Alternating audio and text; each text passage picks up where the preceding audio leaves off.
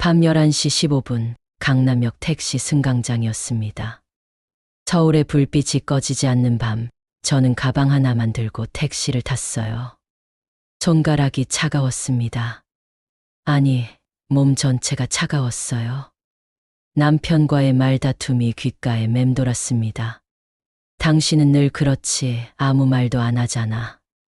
그 말을 듣는 순간 숨이 막혔어요. 30년 동안 계속 말했는데 아무도 들어주지 않았을 뿐인데. 택시 뒷좌석에 앉으니 가죽 냄새가 났습니다. 창밖으로는 강남역의 불빛들이 흐르고 있었어요.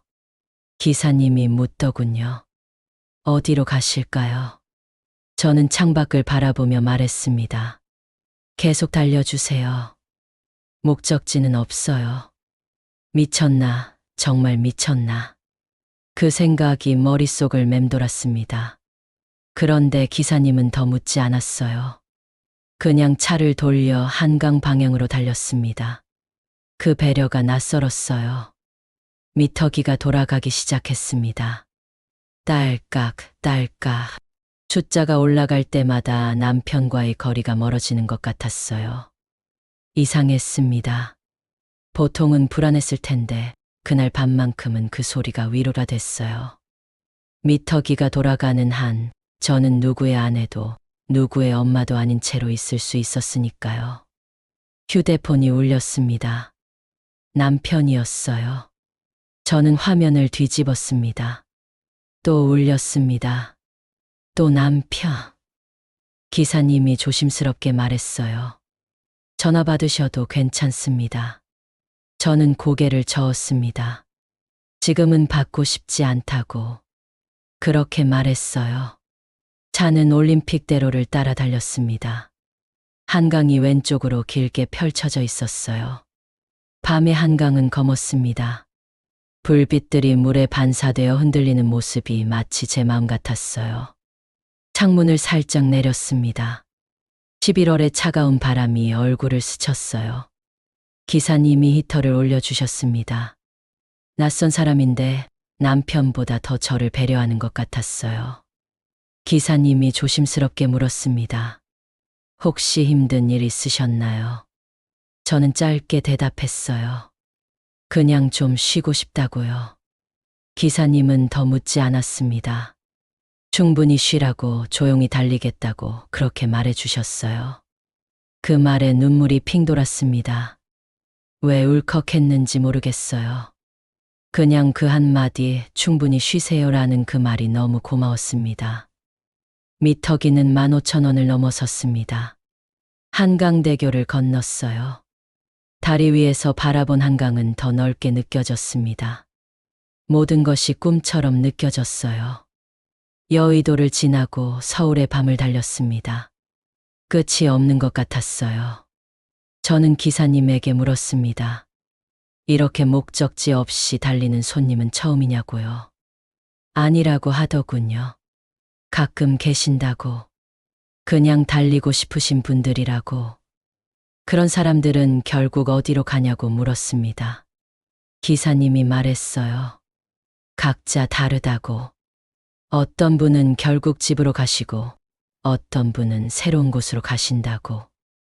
나는 어디로 가는 걸까? 그 생각이 머릿속을 맴돌았습니다. 미터기는 여전히 돌고 있었어요. 1시간이 지났습니다. 차는 여전히 한강변을 따라 달리고 있었어요. 이제 북쪽으로 방향을 틀어 난지안강공원 쪽으로 향하고 있었습니다. 밤 12시가 넘었어요. 이미 새로운 날이 시작됐지만 저는 여전히 어제에 머물러 있었습니다. 기사님이 천천히 물었습니다. 남편분과 싸우셨나요? 그 질문에 숨이 멎었어요. 어떻게 알았을까요?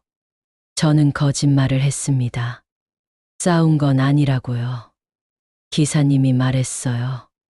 자기도 아내와 자주 싸웠다고. 아니, 싸움도 아니었다고.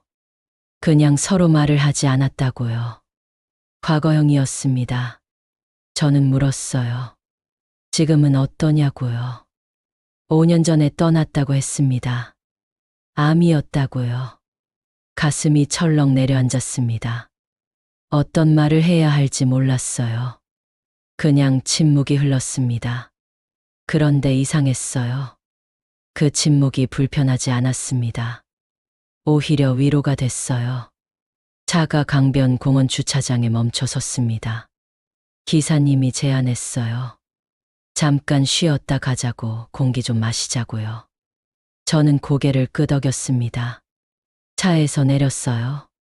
차가운 바람이 온몸을 휘감았습니다. 11월 말의 강변은 정말 추웠어요. 그런데 그 추위가 좋았습니다. 살아있다는 느낌이 들었거든요. 기사님과 나란히 강변을 바라보며 섰습니다. 멀리 63빌딩의 불빛이 보였어요. 벤치에 앉았습니다. 기사님도 제 옆에 앉았어요. 적당한 거리를 두고요. 제 입에서 말이 흘러나왔습니다. 30년을 그렇게 살았다고. 남편 옆에서 애들 키우고 밥 차리고 빨래하고 청소하고. 그게 제 인생의 전부였다고. 그런데 오늘 남편이 그러더라고요. 당신은 늘 그렇지, 아무 말도 안 하잖아. 목소리가 떨렸습니다. 30년 동안 계속 말했는데 아무도 듣지 않았을 뿐인데.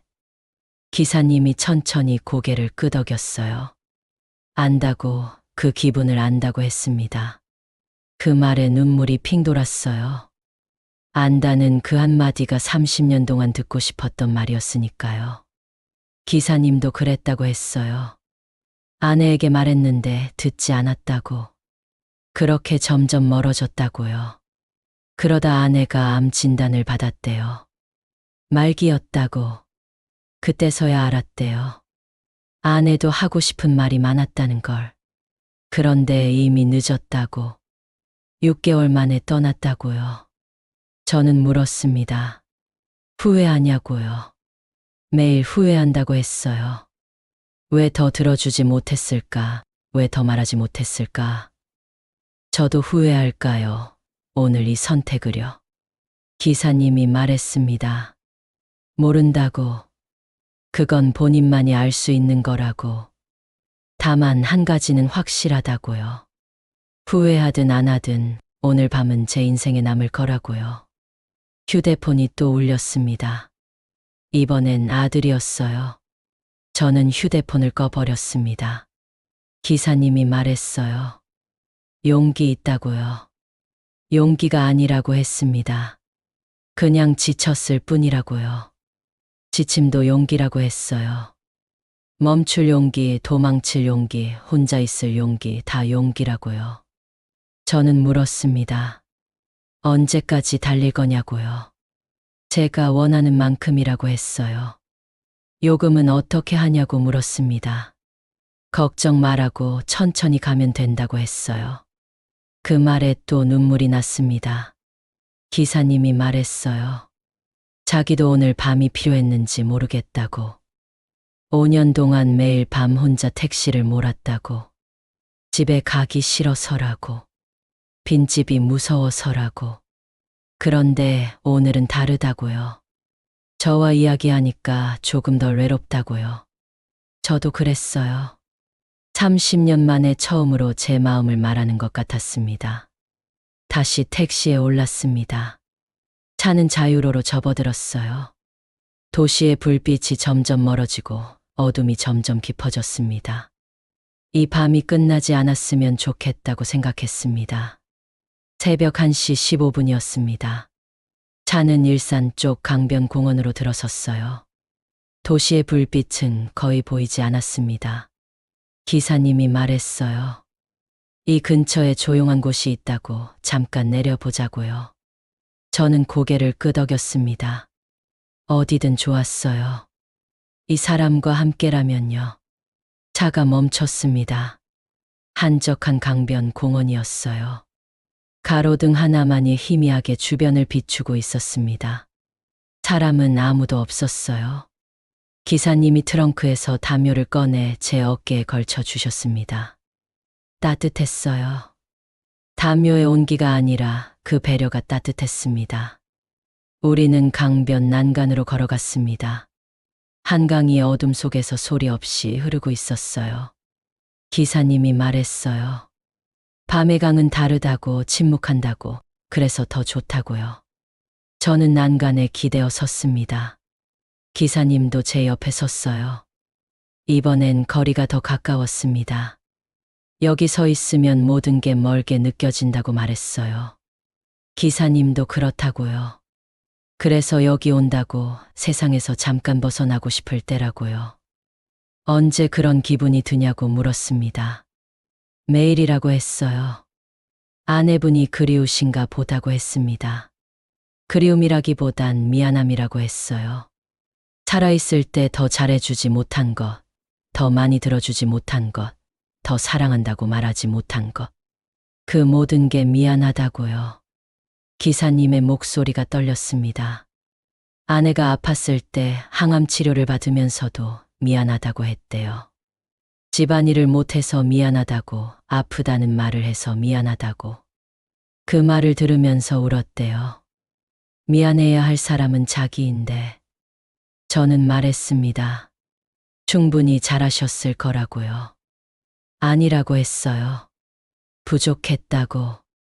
마지막 날 아내가 손을 잡고 고맙다고, 사랑한다고 말했는데 대답을 못했대요. 목이 메어서요. 그게 마지막이었다고요. 저는 조심스럽게 기사님의 손을 잡았습니다. 차갑고 거친 손이었어요. 말했습니다. 늦지 않았다고, 아직도 할 수 있다고, 자신을 용서하라고요. 기사님이 제 손을 꽉 쥐었습니다. 그러더니 물었어요. 당신은 자신을 용서했냐고, 30년을요. 저는 고개를 저었습니다. 아직이라고, 아직 못했다고요.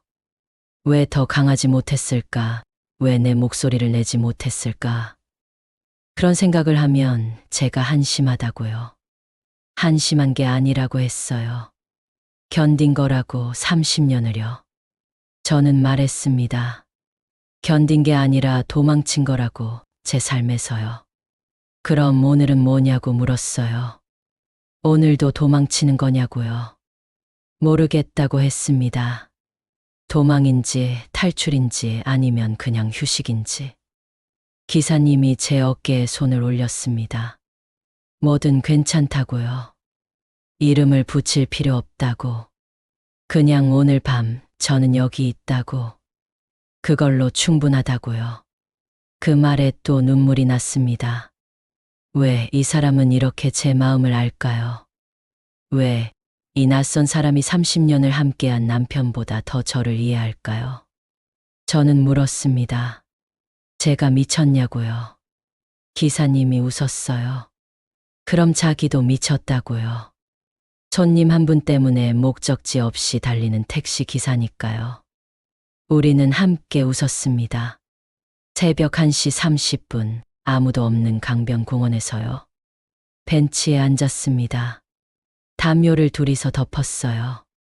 거리가 더 가까워졌습니다. 따뜻했어요. 시간이 멈춘 것 같았습니다.